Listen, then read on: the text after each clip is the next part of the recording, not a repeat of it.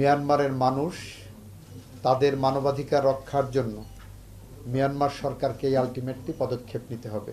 বাংলাদেশ সরকার বিভিন্ন সময় মিয়ানমারকে বিভিন্নভাবে বলার এবং বোঝানোর চেষ্টা করা হয়েছে যে রোহিঙ্গারা তোমাদের ভূখণ্ডের অবিচ্ছেদ্য অংশ, এবং সেই জায়গা দাঁড়িয়ে অতীতে শহীদ রাষ্ট্রপতি জিয়াউর রহমান এবং বেগম খালেদা জিয়ার সরকার মিয়ানমারকে যেভাবে রোহিঙ্গা ইস্যুতে অ্যাড্রেস করেছেন, পরবর্তী সরকারগুলো সেইভাবে অ্যাড্রেস করেননি বা করতে পারেননি বলে বাংলাদেশ এমন একটি জায়গায় দাঁড়িয়ে আছে যেখানে দাঁড়িয়ে আমাদের মুখ্য আলোচক বললেন আমাদের আমেরিকাকে এটা বোঝাতে হবে, আমাদের চায়নাকে এটা বোঝাতে হবে, ইন্ডিয়াকে এটা বোঝাতে হবে।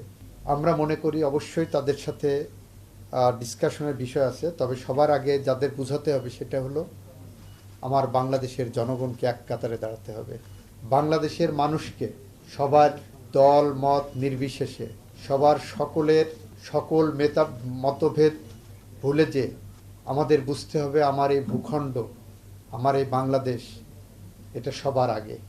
যখন ভূখণ্ডের কোনো বিষয় নিয়ে আন্তর্জাতিকভাবে আমরা মোকাবেলা করতে চাই, সেটা ধরে নিতে হবে সে আন্তর্জাতিক মোকাবেলাটা হলো আমার স্বাধীনতা এবং সার্বভৌমত্বের জন্য, আমার দেশের মানুষের ভালোর জন্য, কল্যাণের জন্য।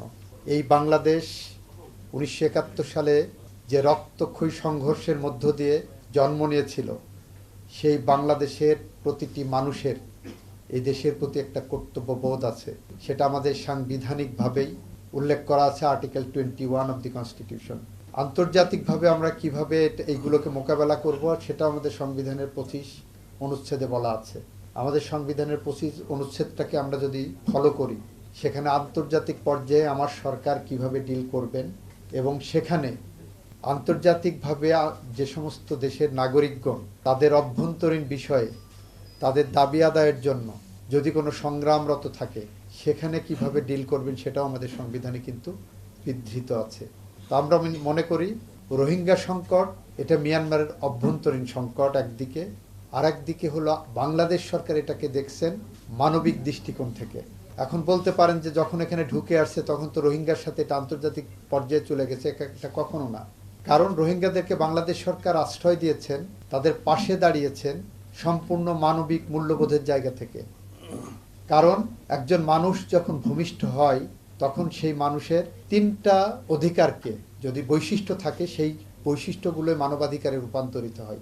একটা হলো এই অধিকারটা তার সার্বজনীন, ভূমিষ্ঠ হওয়ার সাথে সাথে এমন একটা অধিকার যেটা বিশ্বের সমস্ত মানুষের অধিকার হয়ে দাঁড়ায়। এটা হলো তার ইনএলিয়েনেবল রাইট, এই অধিকারটা সে অন্য কারো কাছে হস্তান্তর করতে পারবে না। আর এটা হলো তার ইনহারেন্ট রাইট, সহজাত। মানুষ হিসেবে জন্ম নেওয়ার সাথে সাথে তার কিছু অধিকার থাকে, তার জীবন ধারণের অধিকার, তার খাদ্যের অধিকার, তার ন্যূনতম কিছু অধিকার থাকে।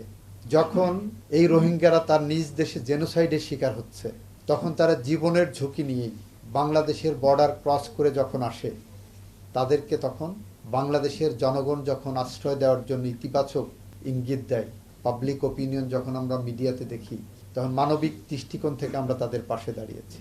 ফলে এইটা কখনোই আন্তর্জাতিক কোনো ইস্যু আমাদের সাথে মিয়ানমারের না, এই ইস্যুটা হলো মানবাধিকারের ইস্যু, হিউম্যান রাইটস দৃষ্টিকোণ থেকে আমরা দেখি।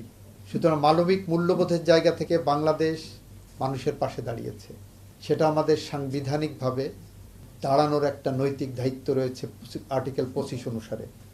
তো সেখান থেকে আমরা বলছি আমরা রোহিঙ্গা ইস্যুটাকে ন্যাশনাল ইউনিটের জায়গায় যদি আমরা নিতে পারি, তার অন্যতম একটা ফলপ্রসূ আমরা পদক্ষেপ হিসাবে চিন্তা করতে পারি। আমরা সেই চিন্তার থেকে দেখেন আমাদের মাননীয় প্রধানমন্ত্রী দায়িত্ব গ্রহণের পরেই এই বিষয়টাকে নিয়ে একটি জাতীয় কমিটি গঠন করেছেন, কিভাবে অ্যাড্রেস করা যায়। ডক্টর প্রফেসর তৌফিক সাহেব বলেছেন এখানে সিকিউরিটি পার্সপেক্টিভটাকে বেশি গুরুত্ব দেওয়া হয়েছে। আমাদের কাছে বাংলাদেশের ভূখণ্ডের অখণ্ডতা রক্ষা করাই সবচেয়ে বড় ইস্যু, এবং সেইটা রক্ষা করতে যে সিকিউরিটি পার্সপেক্টিভটাকে হয়তো আমরা গুরুত্ব দিচ্ছি, কিন্তু আমরা ডিপ্লোম্যাটিক পাসপোর্ট এবং সোশ্যাল কনটেক্সটটাকে কখনোই বাইপাস করছি না। একই সাথে আমরা মানবাধিকারকে সর্বোচ্চ গুরুত্ব দিচ্ছি, যাতে করে রোহিঙ্গা জনগোষ্ঠীর কোনো মানবাধিকার লঙ্ঘনের অভিযোগ কোনোভাবেই না আসে। অ্যাট দি সেম টাইম ওখানকার ক্রমবর্ধমান ফৌজদারি প্রবণতা, অপরাধের প্রবণতা, সেটাকেও আমাদের অ্যাড্রেস করতে হচ্ছে। সব দিক বিবেচনা করেই আমরা বিশ্বাস রাখি আমাদের মাননীয় প্রধানমন্ত্রী যে উদ্যোগ নিয়েছেন সেই উদ্যোগের পিছনে আপনারা আপনাদের জায়গা থেকে সোশ্যাল প্রেশার গ্রুপ হিসাবে কিংবা আমাদের ওয়াচডগ হিসাবে আপনারা ভূমিকা রাখবেন যাতে জাতীয় কনসেনসাস তৈরি হয়। আপনারা আপনাদের জায়গা থেকে যেটা ভাবছেন সেই ভাবনাটাই যে সব ভাবনা সঠিক ভাবনা এইটা না ভেবে আপনাদের ভাবনাটা আমাদেরকে দেন, মাননীয় প্রধানমন্ত্রীর নেতৃত্বে যে কমিটি আছে সেখানে দেন।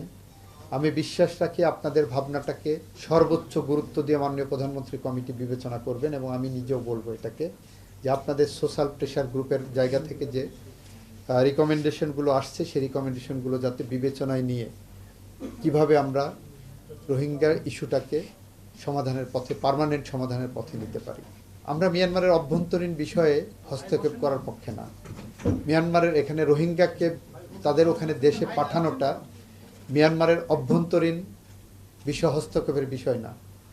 বিষয়টা হলো আমরা বলতে চাই রোহিঙ্গারা বাংলাদেশি না, আমরা বলতে চাই রোহিঙ্গারা এই ভূখণ্ডের জনগোষ্ঠী না, আমরা বলতে চাই রোহিঙ্গারা মানুষ, আমরা বলতে চাই রোহিঙ্গাদের মানবাধিকার আছে, আমরা বলতে চাই রোহিঙ্গাদের সংস্কৃতিগতভাবে নৃতাত্ত্বিকভাবে তারা ওই ভূখণ্ডের অধিবাসী এবং সেখানে আন্তর্জাতিক আইনে তারা কিছু প্রোটেকশন পাওয়ার অধিকার রাখে।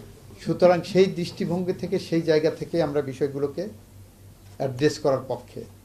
তো সেখানে প্রফেসর তৌফিক সাহেব আপনাদেরকে অনুরোধ করব আপনারা এই সোশ্যাল কনটেক্সটটাকে মাথায় রেখে আন্তর্জাতিক আইনকে মাথায় রেখে মানবাধিকার আইনকে মাথায় রেখে আপনারা আমাদের জনগোষ্ঠীকে আমাদের জনগণকে বাংলাদেশের মানুষকে বাংলা ভাষাভাষী মানুষকে বাংলাদেশের ভূখণ্ডের মানুষকে এক কাতারে দাঁড় করান পাবলিক অপিনিয়ন মোল্ড করার জন্য যে আমাদের সরকার রোহিঙ্গা ইস্যুতে যে পদক্ষেপ নিতে চায় আন্তর্জাতিকভাবে সেই পদক্ষেপের পিছনে বাংলাদেশের আপামর জনতার সমর্থন আছে।